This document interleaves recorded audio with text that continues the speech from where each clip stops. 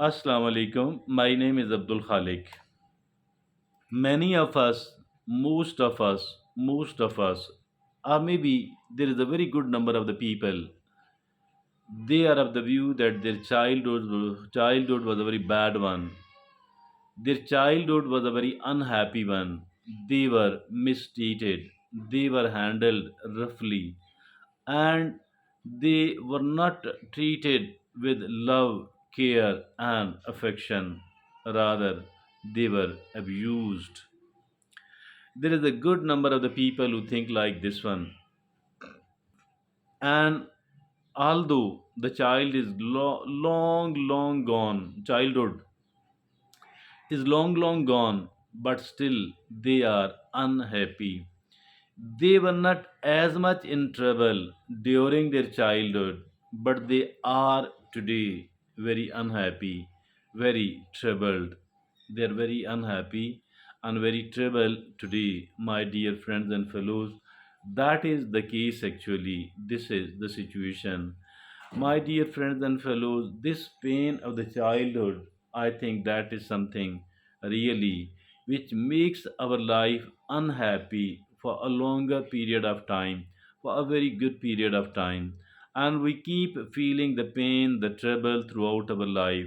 So we need to do something about that. We need to find a way, we need to find a way to eradicate that pain, and doing that is very important, doing that is very necessary, my dear friends and fellows. And it is that is going to be the topic of our today's discussion. That is going to be the topic of our today's discussion: transforming pain into power. Transforming pain into power, we are going to talk about this.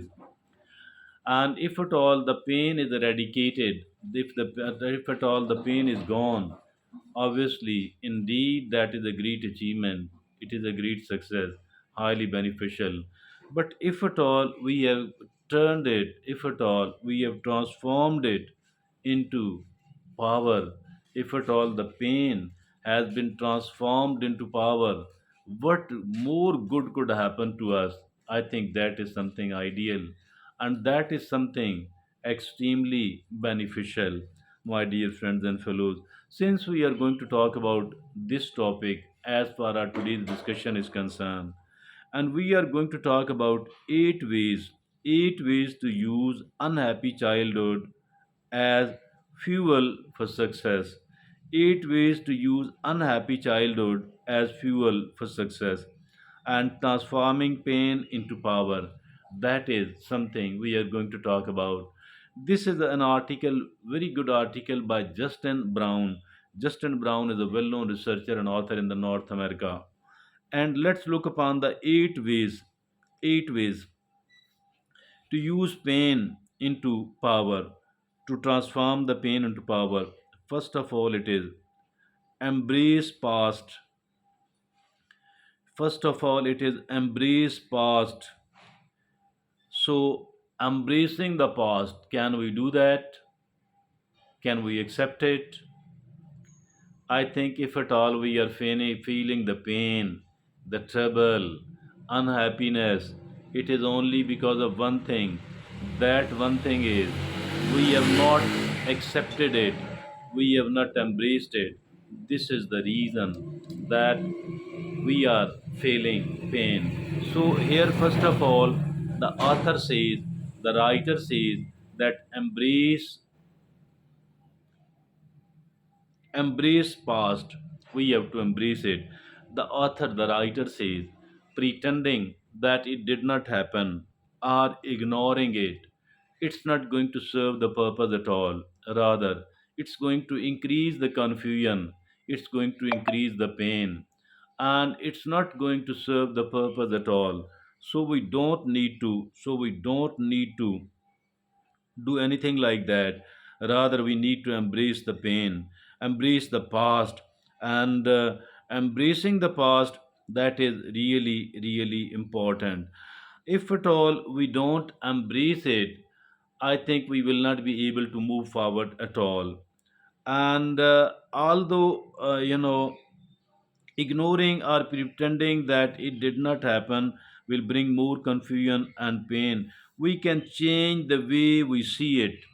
We can change the way we see it. Yes, we can change the way we see it. Think the past as a teacher and not a jailer. Think about the past as a teacher and not a jailer.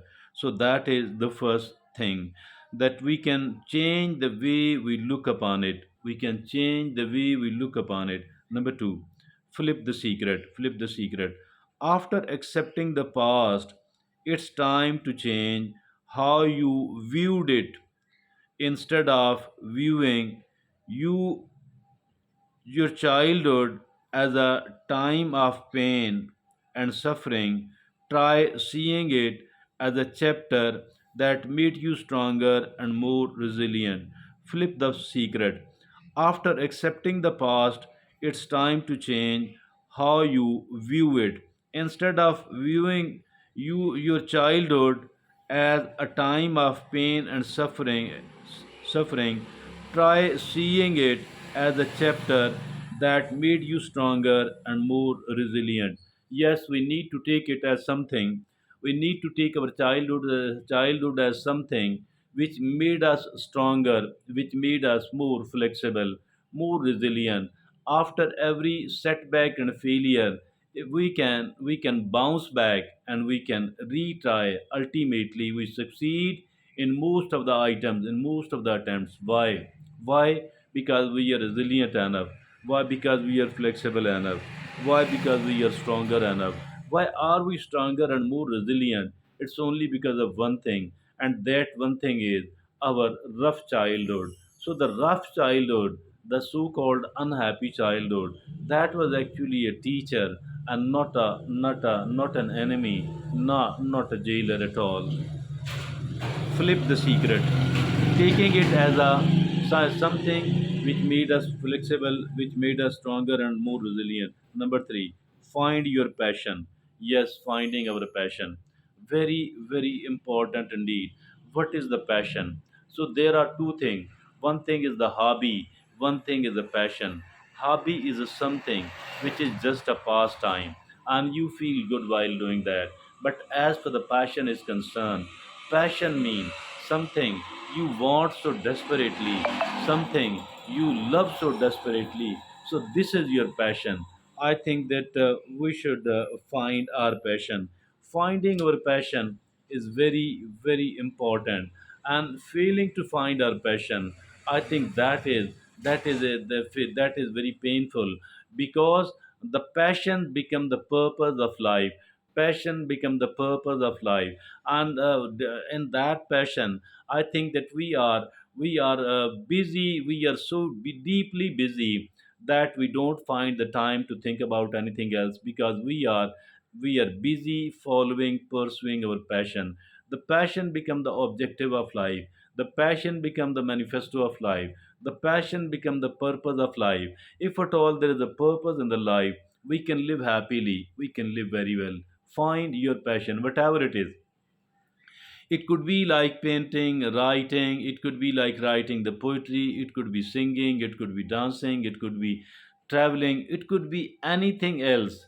It could be learning any skill.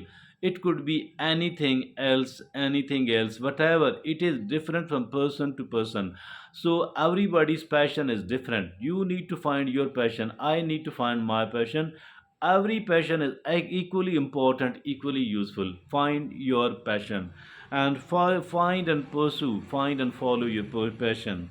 That is the number three. Number four, practice self care. Practicing self care, very, very, very important. Practicing of self care is very, very important, my dear friend. It reduces stress level, it improves our mental health, and we need to take care of ourselves. We need to take care of ourselves. So instead of someone else taking care of us, we need to take care of ourselves. Somebody, they can't do as much as we can. I think they can't do even 1% of that. One thing, because our consent is not there involved. Plus, nobody is available. Nobody is available. Nobody is not as loving and as caring as we are with we ourselves on the one hand. On the other hand, I think that if at all we are not are self committed with the self care, other people are not going to do that. They cannot do that. It is impossibly difficult. It is impossible. Only we are with ourselves 24/7. So I think that we need to take care of ourselves. We need to practice the self care. Self care is extremely important. And now the next is, forgive and let it go. Forgive and let it go. Although it's not easy to forgive, it's not easy to let it go, but it is important. But it is very important. It is extremely important. It is essential. Why do I call it like that? The reason is that we don't have to let it go. We don't have to forgive for the other people. Rather, we have to do it for we ourselves. Why for we ourselves? Because it remain a kind of burden upon our mind for all the time. It keep weakening our nerves. It keep weakening our mind. We have to be a strong person of the mind. We have to become a strong person of our nerves, and that is only possible if at all we have removed all the burden from our mind, all the burden from our thoughts, and that is only possible if at all we have forgiven it. And listen to me, that every strong person forgive the other people. I shall like to put forward the example of Nelson Mandela here. Nelson Mandela, he spent the 26 years of his prime time in the jail. What did happen? That once he was freed from there, and he was eating from a restaurant along with some of the other people, then he saw another person sitting on the other table and eating. As soon as he saw Nelson Mandela, he started shivering, he started perspiring. Looking upon him, Nelson Mandela sent a person to him and asked him to bring your food and eat here on our table. Very sadly, with the great pain, he complied, and once he was gone, after eating from there, Nelson Mandela told his fellows that this person used to urinate upon me once I was there in the jail. Now look upon him. How difficult would it be for someone else to forgive? But for all the great people, look at Prophet Muhammad, peace be upon him. He forgave all the people who have caused great pain and injury, not only to him, rather to his family member, rather to his companion, rather to all his loved ones. So once he conquered Mecca, he forgave all those people, and there was a kind of blanket forgiveness given to all those people. I think, as far the forgiving is concerned, forgiving and forgetting is concerned, it lies into our own best interest, and we don't do it for the sake of others, rather for the sake of we ourselves, and forgive and let it go. Now the number six is learn from the mistake. Learning from the mistake. if at all uh, if at all we don't learn from our mistake, I think that we will be a very foolish person, a very wrong person. Every good person need to learn. Unless and until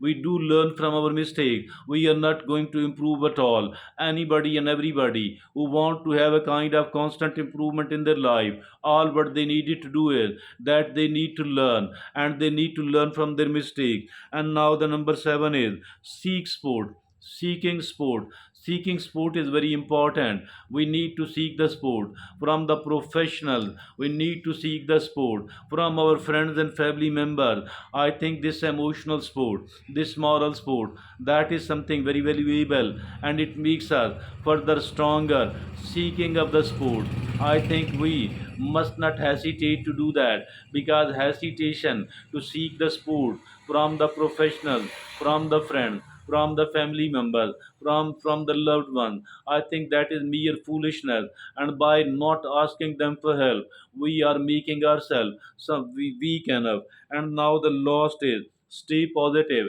Staying positive, this is more important than anything else. If at all a person is not positive, I think this person is not having anything else. So the positivity is the first and the foremost. And being positive, I think it bring a big change, a big positive change in our life. I think this is staying positive. Nothing is as important. It is like flipping our switch from lose to win, flipping our switch from lose to win. That is positivity. Positivity is extremely important. Positivity is very important. Nothing is as important, nothing is as useful, nothing is as essential as the positivity of thought. So we need to become a positive person. The more positive we are, the easier our life will become. The more positive we are, the happier we will become. I think it is the negativity inside us which is keeping us unhappy. If at all we want to break that unhappiness, if at all we want to become a happy person, all what is needed is that we need to become a positive person. We need to become an even more positive person. Thank you.